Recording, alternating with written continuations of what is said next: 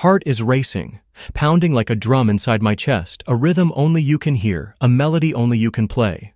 Oh, I don't want to let you go, but what if I'm just grasping at shadows?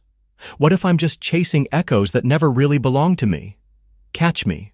I'm falling. Not just from the sky, but from myself. Will your hands be there, steady, warm?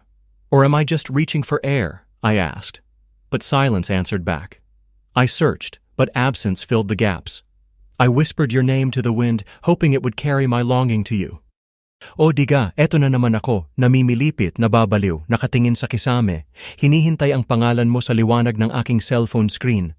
Nananaginip pero gising, lumulutang pero hindi umaalis, parang eksena sa isang drama, na hindi ko alam kung may kasunod pang kabanata. At paano kung isang araw, magising ako, na wala ka na sa panaginip ko? Paano kung sa pagising ko, ikaw na ang hindi makaalala?